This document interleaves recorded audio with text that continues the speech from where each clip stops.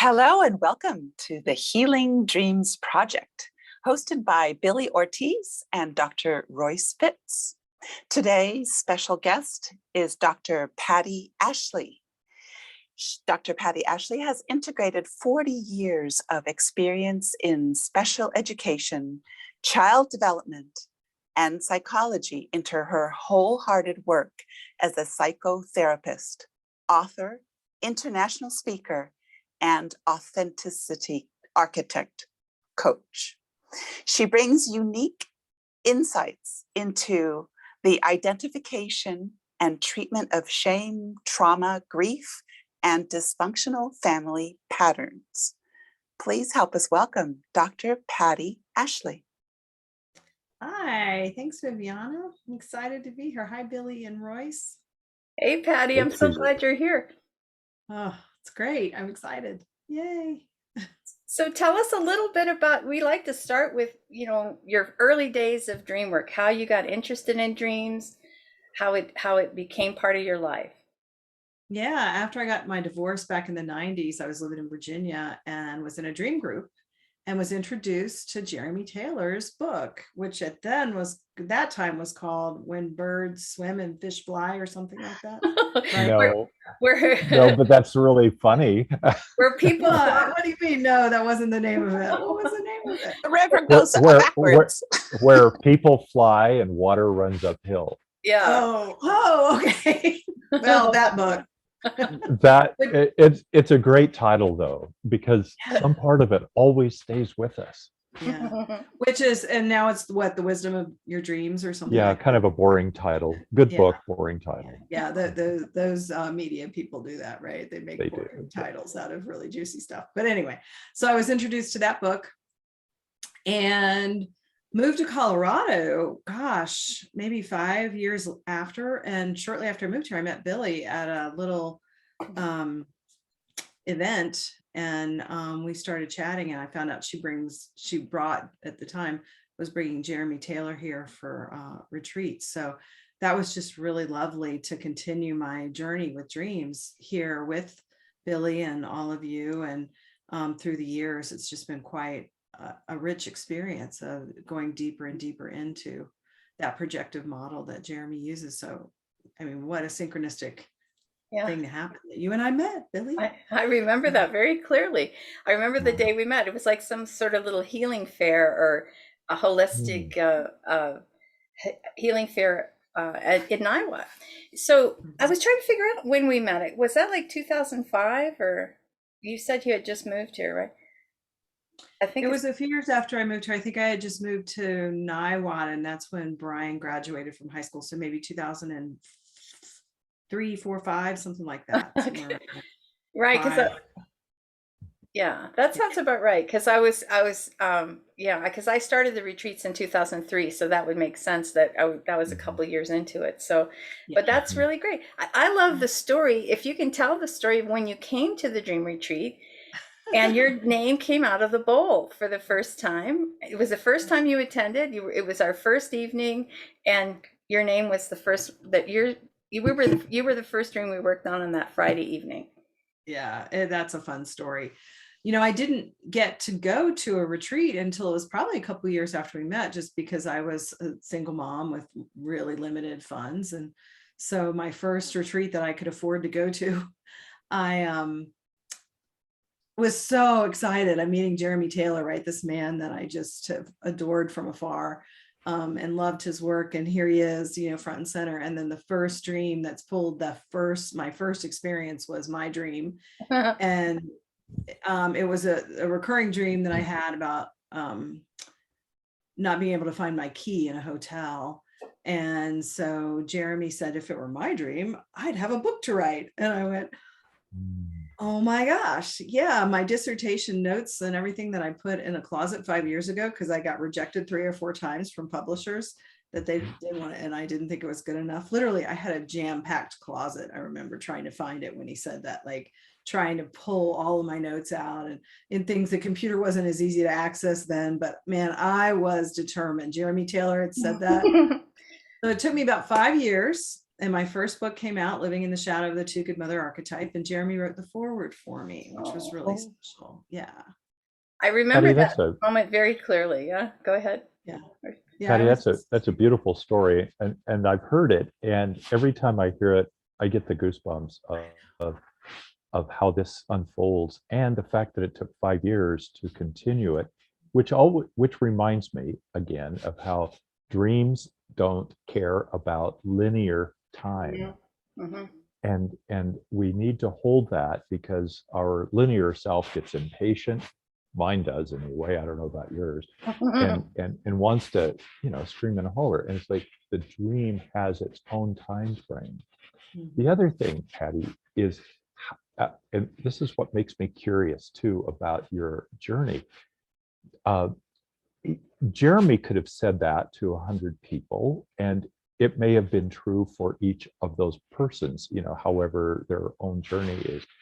Something in my projection, if it were me, was going on with me, that I am open to that kind of input from somebody like Jeremy. And even to go backwards into the 90s, when I think his book was written in 93, I'm not sure, but that's about when I found it. Mm-hmm. And here this woman is in Virginia, picks up this book and feels a bond. And it's not like at that point did I invent dreams and started to listen to them. Somewhere this has been percolating inside me, if it were my dream. Could you talk a little bit about where this has taken you, or where it started way back? Yeah, I'm an introvert, so I would prefer to just hide in my basement and paint mandalas, and I'd be thrilled for the rest of my life. However, I also am a seeker and have spent my life trying to figure out how human beings can get along better with one another. And, as a mom, my interest in psychotherapy started with my dad dying and grief, right? And my own journey through that. And then when I became a mom, and that was really hard, I thought, oh my gosh, this is a big job and I better get it right. And so I went all into that research. And so I ended up doing my doctoral research on that. And then my doctoral committee said, this is really good. You should do workshops. You should write a book. And again, remember, I'm the introvert who wants to hide in the basement. So I'm like, okay, I'll do that. And then, I did these workshops for a long time, got rejected from a couple publishers for the book, and then just put the book away because it was like, it wasn't good enough. My research now is all around shame and not feeling good enough. That's how this has continued to evolve from that point. But, what Jeremy did for me, I think, is reminded me that just because I've been rejected a few times doesn't mean it still isn't in me, and I'm still not called to do it. So there was something about Jeremy Taylor saying that made me continue. I mean, agents and publishers, I just kept doing it. Like I heard Claire Spinkle Estes, got rejected 50 times before Women Who Run with Wolves. So I just said, I'm going to do it until I've exhausted every possible avenue, and then I will self-publish. So I was at that point, and Billie and I actually went to see, what was his name at, yeah, now give me a second. that author. Yeah. That famous, what's his name? Yeah. The guy, anyway. The guy that does the Conversations with God. Neil Donald Walsh. Mm-hmm. And Neil Donald Walsh, I told him about the book, and he introduced me to his agent, who was then starting one of these companies. There are a lot of them out there now that help you self-publish. You pay them like, $5,000, and then they help you publish your book. And I looked on the list of who had been published, and I saw a Facebook friend on there. So I reached out to her and I said, Annie, I see you published by, this is your agent. What do you think? And she goes, I think you should just contact my publisher, Nancy Cleary, because her work is all on mothering. And Nancy loved it. I get this email and she goes, well, what do you want? Can we work on the title? And I'm like, whoa, wait a minute. I'm thinking, I've just spent 5 years pounding the pavement trying to find a publisher. And all of a sudden I send one email and, I've got a publisher. It was, again, that, and I was going to self-publish, but I was really thrilled to get a publisher because, you know, you don't make as much money when you have a publisher on the book, but you also don't spend as much money, and you don't have to worry about the edit. Well, you do have to pay for editors, but for the graphic design and all that stuff. So I was just happy to get $1 a book and let her do it and have it out there. So again, I think it was just Jeremy inspired me to keep going regardless. And I think that's a big lesson in life, right? So I'm We going get to rejected a lot. I'm going to show the cover of the book that we're talking about, just so that people can see, just for those of who are watching it on video. What role did dreams play in your life, though, Patti, way back then? You know, why were you so interested in picking up Jeremy's book or joining in a dream group? What role did dreams have for you? Yeah. Well, you know, they kind of always did, Royce. When my dad died, I would dream of him, you know, coming to visit me. And I was always curious about dreams. And when Pat McNeil was actually the dream group, Billie, you know, Pat from our, oh yeah, she's done some online stuff with you.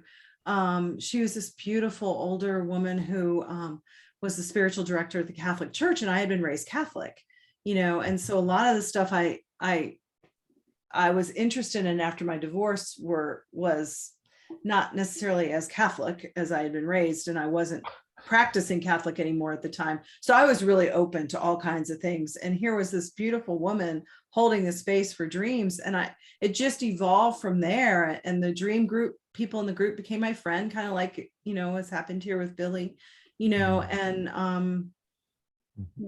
I just was always been fascinated with my dreams. I just think they're, you know, windows to the soul and important. And I love Jeremy's. Oh, and I actually co-facilitated with Kelly, one of the women from the dream group. She's like, do you want to co-facilitate with me? And so for a couple of years we had, it was a closed group of about 8 people.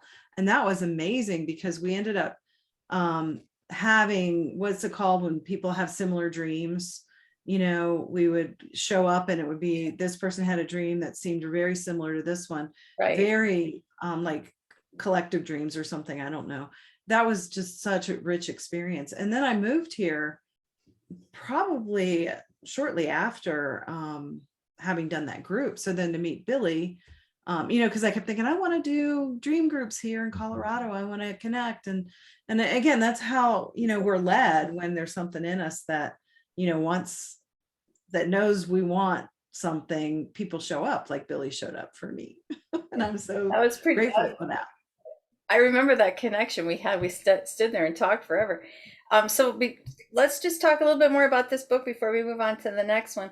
But this, just to back up, the dream of being in the sort of say airport, but I'm in the hotel and I don't have my key. It was a recurring dream. And how is it that Jeremy jumped from there to oh, if it were my dream, I have a book to write. And I remember one of the discussions he had was that sometimes if we get away to a hotel room and really work hard, it's one of the places that people go to write quite often, because all the distractions of home are not there.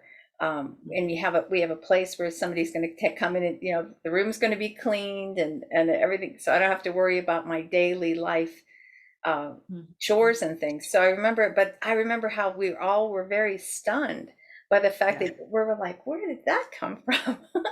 Because we were working it in a group of like 30 people, and that came out of nowhere. So that's one of my very favorite dream stories, though.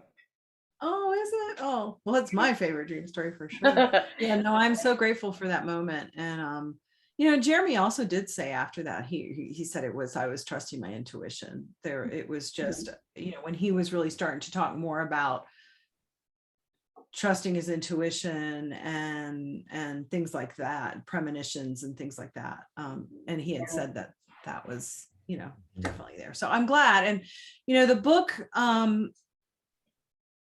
I'm not the best marketer, so these sorts of things are really helpful. So thank you to get the book out there. The book was written, and a lot of it is well, it's all based on my doctoral dissertation, which was the shadow.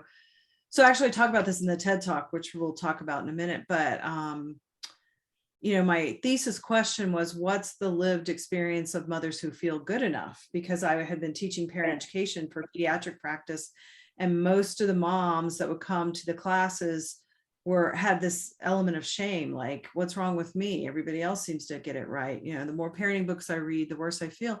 And I was just really curious about that at the time where we were just learning all this new child development stuff and coming out of the dark ages of what Alice Miller called poisonous pedagogies, beat the devil out of the children before they're old enough to remember. And I found parents were having a really hard time integrating that. And that's when I realized it is in the shadow, what Carl Jung calls the parts of ourselves we don't recognize.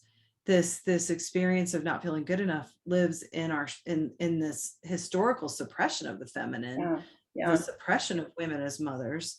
And so there were themes that came up in my research. And so it ended up being about the shadow of the Too-Good Mother, because the Too-Good Mother is this striving for perfection. It's like, if I can be a perfect mother, then I'm enough, and then my kids will be okay. But we were missing this unconscious piece that's in the shadow of not enough-ness. It's brilliant. It's a brilliant book. And one of the biggest things I got from it was the metaphor of when you're in an airplane and they say that when the oxygen mask drops down, put the oxygen mask on yourself before you put it on your child. And so you use that metaphor of like, I'm not going to be a very good mother if I don't take care of myself and have that self-care, and then I can take care of my family. And that was really an important piece for me when I read the book. So thank you. And that was what one of the women said. So I interviewed 6 women and kind of cut and paste, kind of like Brene Brown does she does researches a lot more people than 6, but it's the same idea where you cut and paste the themes. And that was one of the themes, was self-care. And that's what a couple women said. It's like the oxygen mask. The other one was unrealistic expectations. And a couple people referred to Martha Stewart. Now it would be like Elizabeth, my daughter, who teams up with me with Moms in Real Life, says it's more like the Pinterest complex instead of the Martha Stewart complex. It's more of a present day. So taking care of ourselves, moms tend not to do that. Because we want to be this good mother. We want to, and we forget our own needs because we've never really recognized our own needs. You have a nice flow style in this book too, in my recollection, that there's a kind of weaving that links each chapter in a way that kind of brings back the reader, at least for me, making these connections of these insights that you're putting into the chapters, and then weaving it into, in my memory, a kind of story form, and then weaving out of that into some of the fact-based information that you've had. You also mentioned Alice Miller a moment ago. You were giving us so much information. I'm thinking, what the listeners may not know Alice Miller, and I simply want to give her some acknowledgement.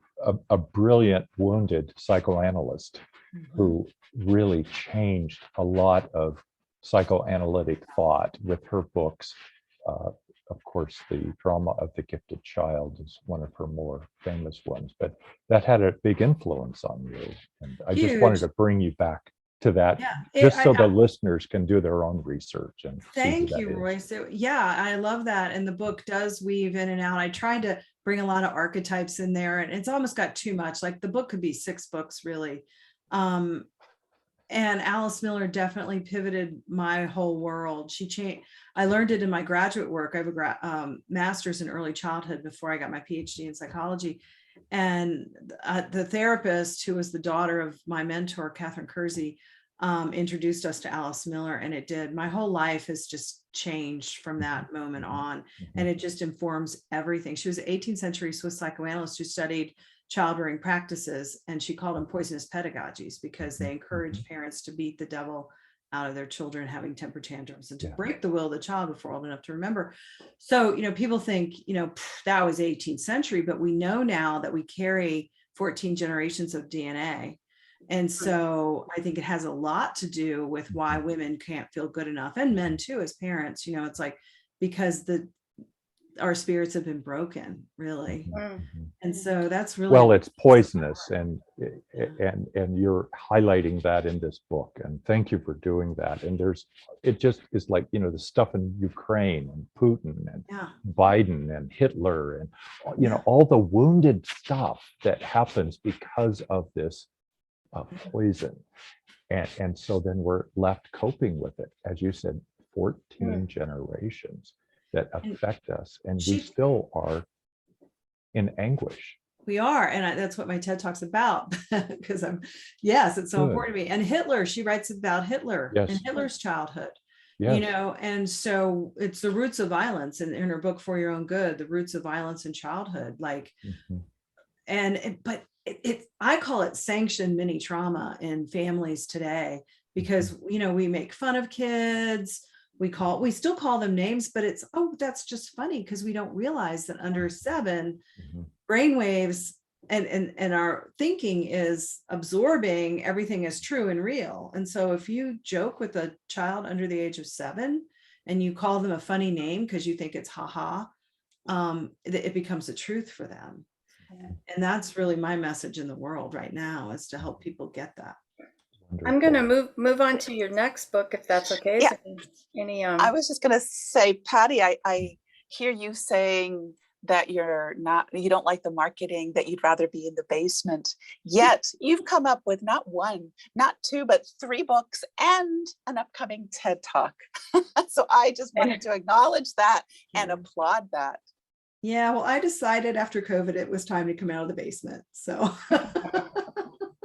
better late than never. So yeah, I appreciate that. Okay. This is a very touching story. I was,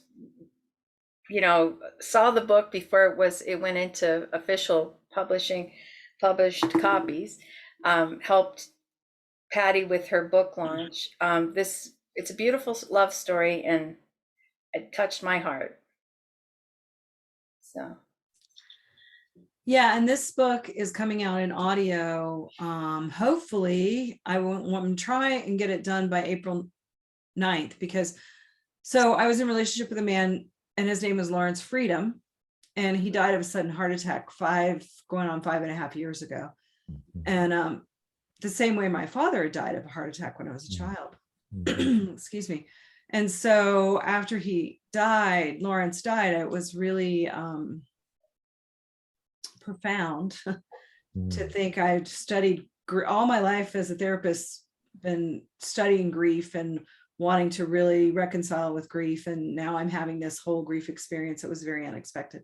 So I started writing stories after he died, just to kind of sort it through for myself, and just, they say tell the story at least 100 times is important in grief work. And then I thought, well, maybe the book will help people. So I decided to publish it. And my publisher had the same publisher, Nancy Cleary, decided to publish it for me again. And she really put a rush on it to get it out by April 9th. We had a fun party. Rebecca Folsom sang, Billie helped me pull it all together. And I sang a couple songs, and it was really fun. And that was be 3 years this April 9th. That was Lawrence's birthday. And so I really want to make it a movie, is what I really want to do. I want to make it a screenplay, but I don't have enough time in my life to write the screenplay, and I haven't found one to write it for me. So I thought, well, let me just start with an audio version, me telling the story. So I've spent a few months in the recording studio, crying, reading this book, and, having to edit the cries.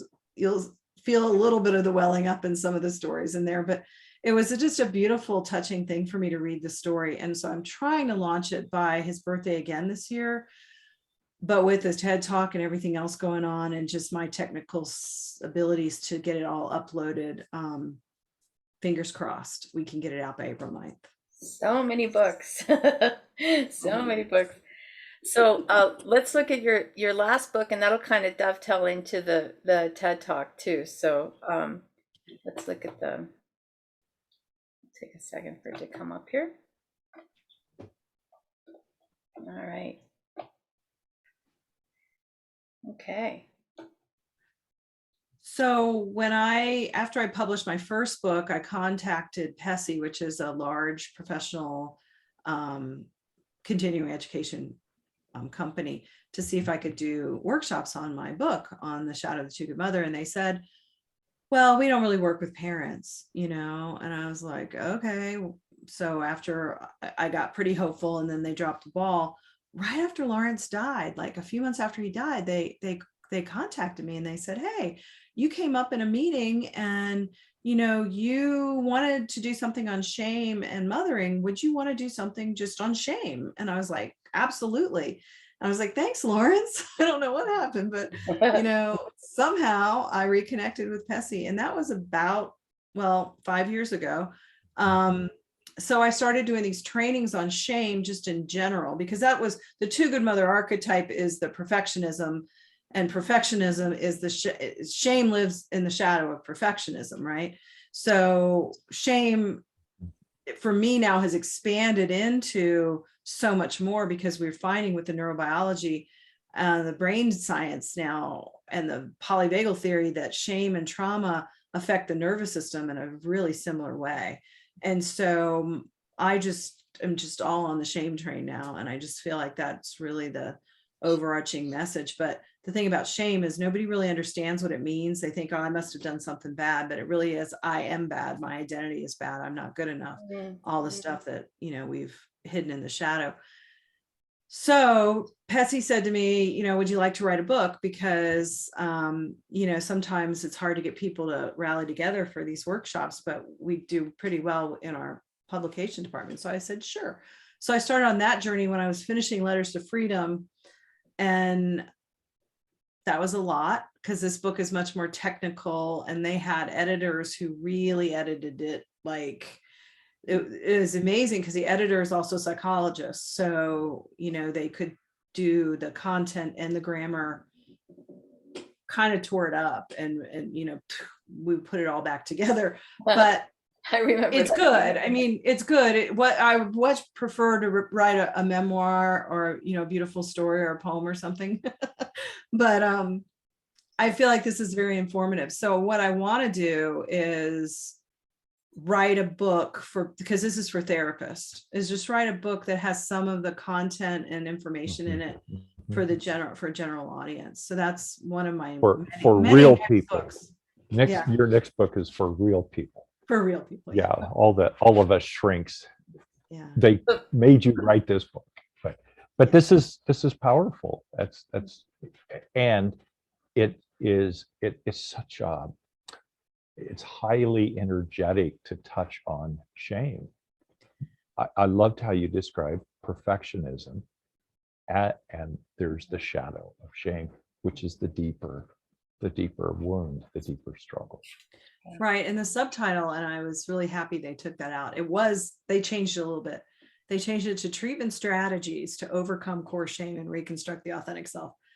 The original subtitle was The Art and Architecture of Reconstructing the Authentic Self. So I was glad that they left the authentic self in there. I was glad that they left. I talk about the hero's journey in there. I talk about dreamwork in there. I have information about Jeremy's model in there to help therapists work with dreams, archetypes and metaphor, because it's a right brain. We want to activate the right brain. So reconstructing the authentic self is the opposite of shame. It's all of our broken spirits, like from Alice Miller, all of our spirits that have been broken have gotten lost in this idea of what we think we ought to be. And so it creates a shame, because I'm not good enough. I can't meet these expectations. I have to be what this person says or that person said. Again, all that happens before we're 6 or 7. And then it goes unconscious. And so that's really, what this is all about, is let's make the unconscious conscious. Yeah. And let's reconstruct the authentic self. And I use the metaphor of a house a lot of times, with people, because, we also live in a world where we want things really fast, right? This fast food. And so therapy takes time, because it's like, if you use the metaphor of a house, like I have a client who's an architect, and we play around with the pieces of architecture, and I say, how long does it take to lay a foundation? Just a foundation. She goes, it could take years, because you got to make sure there's nothing in the ground and everything's level.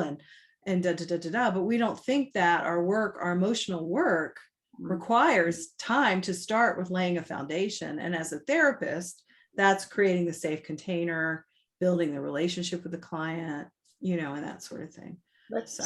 I'm gonna just switch over to now. We can talk a little bit about the TED Talk that's coming up. Yeah.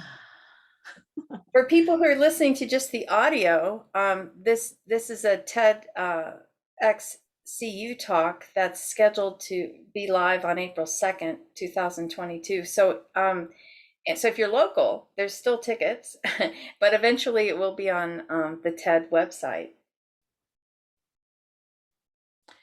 Yeah, I'm really excited about this, and it is terrifying because I'm really out of the basement now.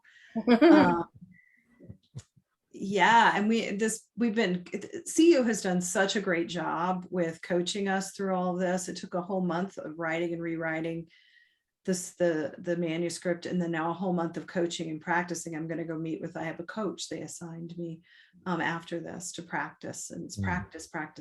But they had 2 former TED speakers in there, and one of them, Billie, you'd love the story. He was in the school shooting down in Parker. He was 14 years old. Yeah. It's a beautiful TED Talk. I'll try and send you the link, but he was talking about he didn't have any expectations for how many people would like it, maybe a couple hundred, couple thousand. And that's what he got, several thousand at first. And then something happened in the algorithms, and now he's up to several million. He's like, whoa. Yeah. So it's like people have reached out to him for all kinds of different things. And so, yeah, my hope is this is bringing me out of the basement and really helping get my work out there, which I think is really important. And the title, Demystifying Chronic Not Enoughness, kind of summarizes everything we've been talking about, right? I mean, it makes sense from, my journey of the not good enough mother to the grief to the shame. And so I originally was going to do finding your emotional safety, and then it just got clunky, and it ended up being, this was really what we're trying to talk about is how does it get set up? And that's, kind of what we've just done, that journey. I talk about the first 3 years of life, how the right brain develops, then the poisonous pedagogies, and then the brainwaves in the first 7 years. And then here's our script for not feeling good enough, and a culture that supports that. So what do we do about it? We activate the right brain, we calm the nervous system, we, regulate the heartbeat, and we use the magic of imagination. All right. Excellent. Well done. So we like go ahead. I just wanted to say, for the people who don't know CU, that's Colorado University. Out here in California, it could be California. California University. Very good. Thank you for that. And people can go to Patti's website, pattiashley.com. Patti is her first name, Ashley. So we like to end wrap up with a dream snippet from our guest. So is there something you'd like to share today that we can help you with? Well, I was going to do the other recurring hotel dream, which now is not the key anymore. It's about having the money to pay for the hotel. But that was a couple nights ago. But last night I had a Brene Brown dream. So I feel like that's really important, because one of the things they told us at CU is just keep in mind, this is not your Brene Brown moment, because those people who don't know who Brene Brown is, she's a shame researcher who works at the University of Houston. And her TED Talk went viral. I think it was 2014, something like that. And now she's huge. I mean, Brene Brown now is going to have a Netflix series. Did you see that? On her new book? Or no, it's HBO Max. It's like a 5-part series on emotions. Her new book, Atlas of the Heart, is so much aligned with my work, which is emotional literacy. Like, let's pay attention to what we're feeling instead of being talked out and broken spirited, So anyway, I had a dream. I'll do that little dream piece of it last night, if that's okay. So we're just hanging out. I mean, she shows up in my dream a lot like that, and we're hanging out, and she's like, can you delete that last interview that we just did, because I'm really worried about that. You know, people might think I don't know if she said gay. I don't want to say that because I'm not sure, but she said, people are going to think something about me. And I just cracked up and I said, that is hilarious. I said, I just watched, and this is true in waking life, I just watched your 2 videos again. I've watched them many times. I watched them again last night, and how you talk about vulnerability. And, you know, because she talked about that, like she hid in the basement for 3 days after her first TED Talk. It was like, she called it a vulnerability hangover, right? And then it went viral. And then TED, the big TED, not the TEDx is a small one, the big TED had her do this other one on vulnerability. And so anyway, in the dream, I'm saying, that's so funny, because I just watched your videos again last night after I watched them a bazillion times. And I guess this stuff is always with us, right? And we just kind of laughed, and then it shifted into going to get dinner and meals and not having, again, a credit card to pay for the meals kind of thing. But anyway, I won't go into all the rest of the dream. I think that's enough for now.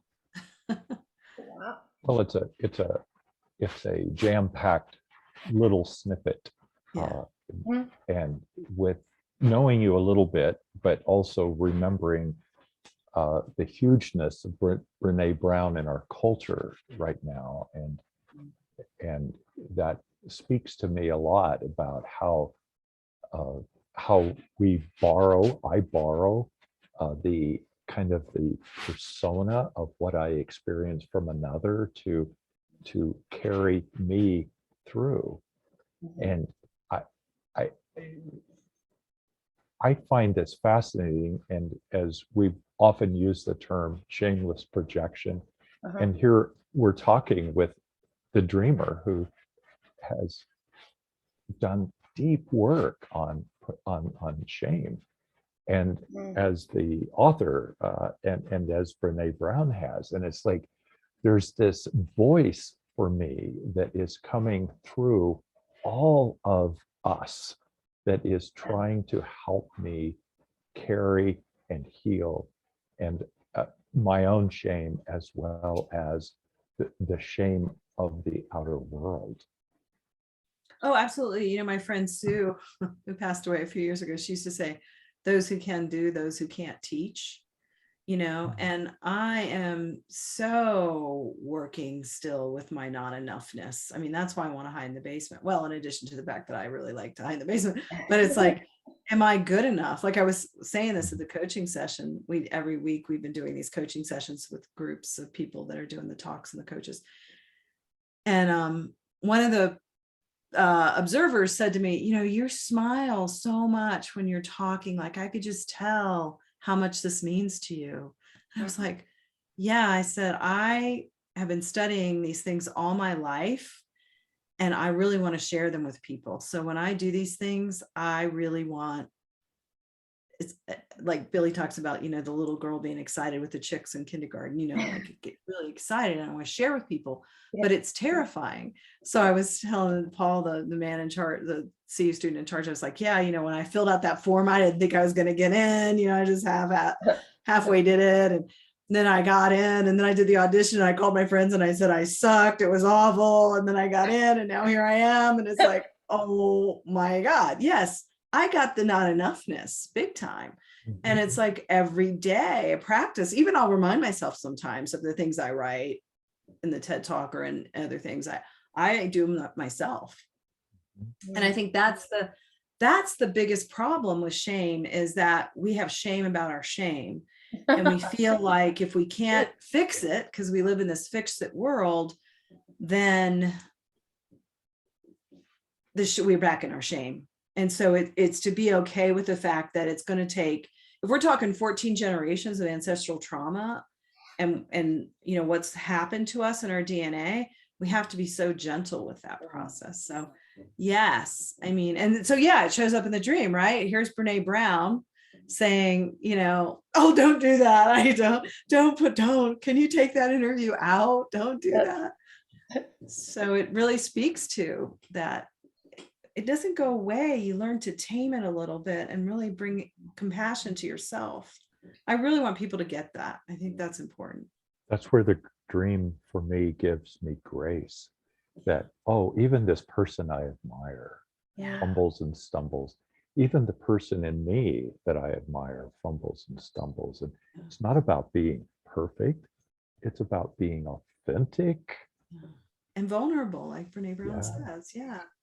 And it's very vulnerable. And I've had people in my classes walk out in the first hour because it was too much, Yes. you know. And then I have people who contact me and say, I loved it. I want to work with you. One of the things I really liked was that you admitted that you have this too, right?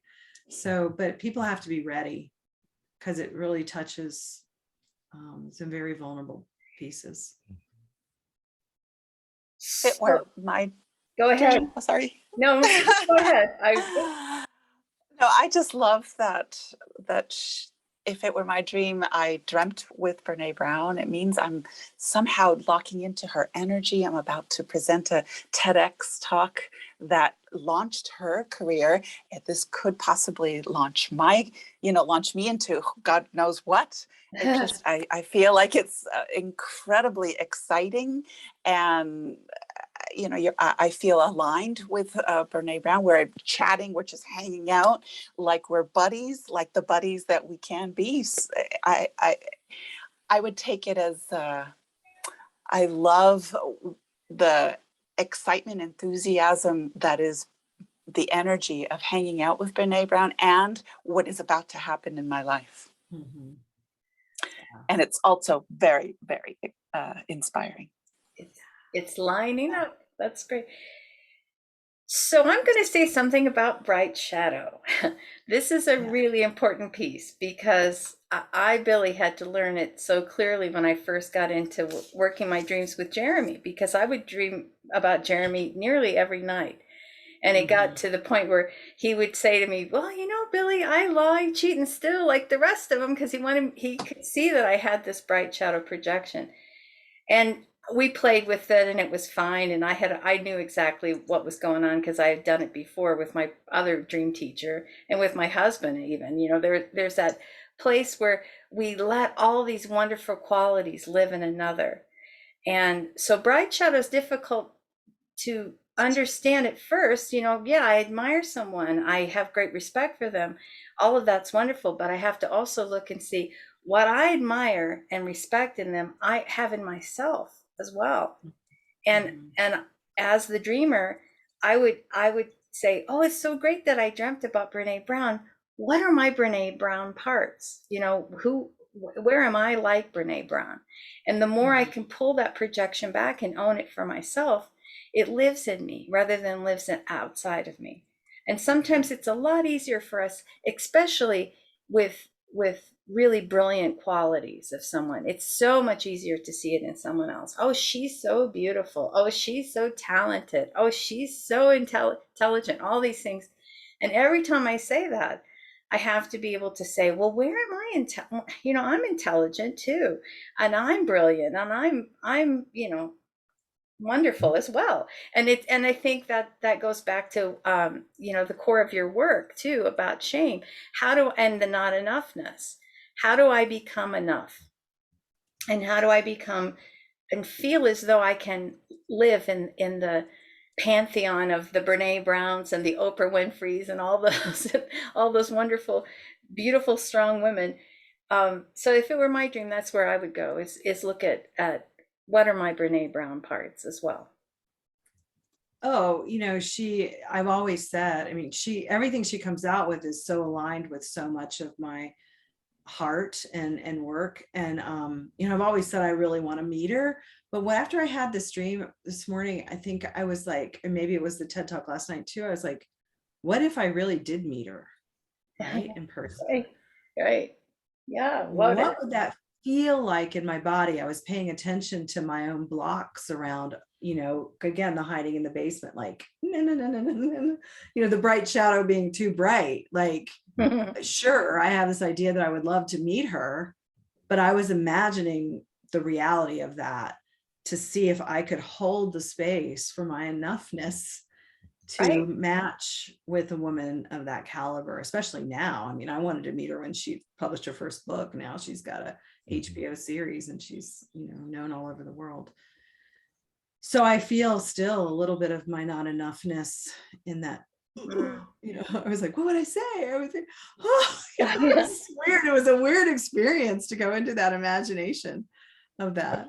I had a chill when I was listening to the dreamer share what you just shared. And the old saying, what I see in thee is also in me, is a good thing to hold up for myself in my own mirror.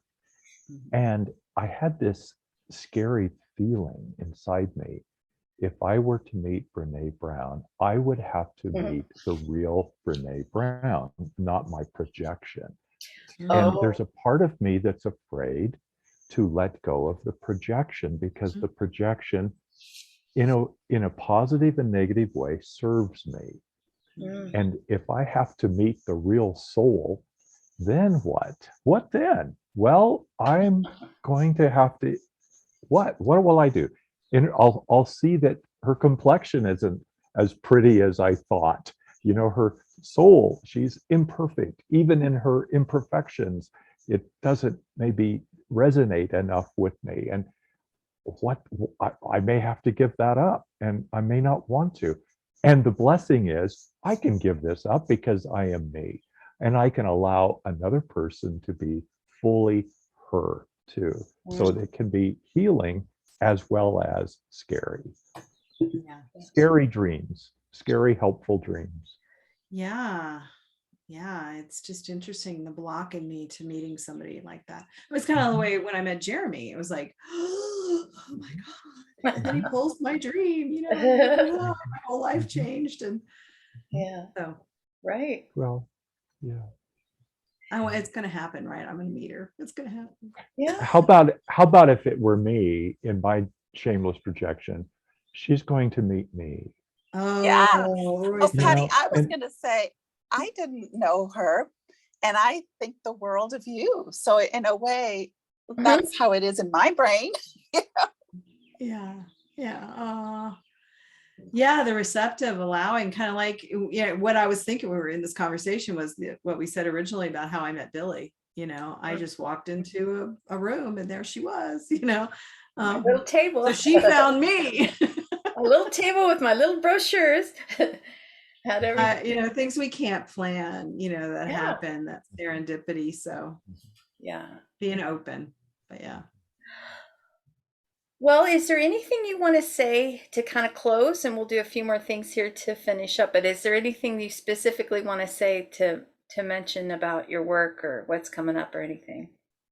I just want to thank you. You all did a beautiful job, so thorough. Like I've never been on a podcast where I've had the opportunity to talk about each of these babies that I've birthed, in addition to my 4 biological babies. And you just did a beautiful job with, in less than an hour, we covered all of that. And there's a lot in those books. So thank you all. Yeah, well, thanks for being here. It was great to hear your information, the story behind each book, and hear more about the dreams and everything that led up to your work now. So I want to make sure to announce that we have a dream hotline that people can call in and leave a voicemail message with a snippet of a dream, and we might end up using it on a future podcast. So that number is 720-573-9195. 720-573-9195. So please call in, leave a snippet of a dream. You have about 2.5 minutes or so, and we'll use the recording in the future podcast and discuss a portion of your dream. I can be reached at wakeuptoyourdreams.com, and I also have a thing coming up. I'm going to be working with the Shift Network with the DreamWork Summit, and I don't know the day my interview will air, but it's, I think, April 17th through the 22nd. So just keep track with the Shift Network, SHIFT Network. And make sure you say that clearly. Shift. I know network. It's hard to say. Shift, SHIFT Network. Give a shift. Yeah, it helps to shift our consciousness. So then I run 2 groups a month, an evening group and an afternoon group. And if you go to my website, wakeuptoyourdreams.com, you can see the calendar. And I also teach people how to do dream work, and that's coming up in another announcement. So anyway, Royce, go ahead. You can find me at Royce Fitts, FITTS.com, and I'm a spiritual counselor and dream worker. I'm also a licensed marriage and family therapist. And I have a deep passion for dreams and how dreams can nudge us, scare us, and always heal us. And this is a wonderful opportunity for us to keep growing and to understand that dreams really do want to heal our world. They're not just, as some sleep scientists say, the dust of the night. They are the dust of the night, and they are so much more. And with the woundedness that Patti was able to address with her books, and with the woundedness that we experience in our own lives and the woundedness in the larger world, dreams are cheering for us and do have ways for us to heal. So thank you. Wow. Patti, if someone wanted to be in touch with you, where can we reach you? My website is pattiashley.com, and it's Patti with an I, so PTTIASHLEY. And just about everything you need is on there, contact info and stuff. Well, it's been my calendar's kind of broken right now. I'm trying to fix it, but there's a place where you can schedule an appointment. Hopefully will work soon. Yeah. It's been a pleasure getting to know these different angles of you. And I'm Viviana, technically the producer of Healing Dreams Project. I can be reached at viviana.org. And this concludes another episode of Healing Dreams Podcast. Thank you.